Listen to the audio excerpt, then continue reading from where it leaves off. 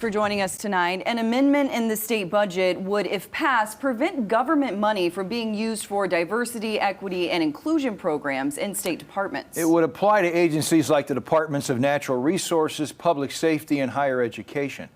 Color 10's Parker Paget is live at Missouri State University tonight after speaking to leaders there about potential impacts.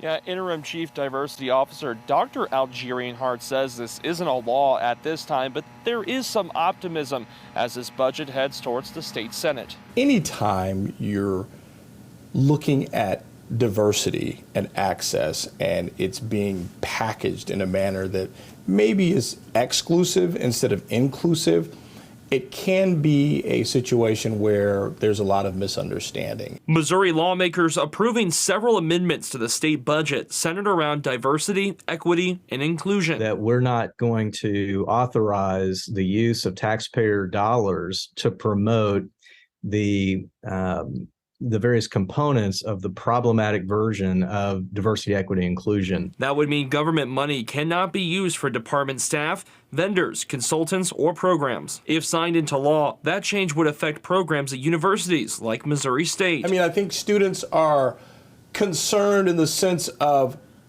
what is factual, what is actual, what is going to be a hindrance for me in terms of will it impact me academically. Dr. Hart says there's more clarity needed from lawmakers as the bill heads to the state Senate. But as things are written, it is a precarious stance right now because there's just a lot of unknown. Representative Ritchie tells me violations of the change would include situations like valuing one person over another, creating divided activism, and limiting the freedom of thought, speech, or conscience. There have been students who are actively engaged in the process, and so they're wanting to better understand how the political ideology works and how that really impacts their day-to-day. No one has a problem with making sure everyone feels included.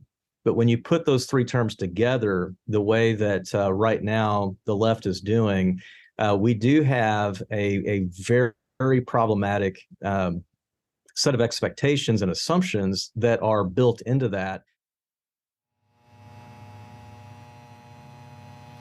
The amendment says it does not prevent agencies from following state and federal laws about employment or anti-discrimination. Reporting live in Springfield, Parker Paget, Ozarks First.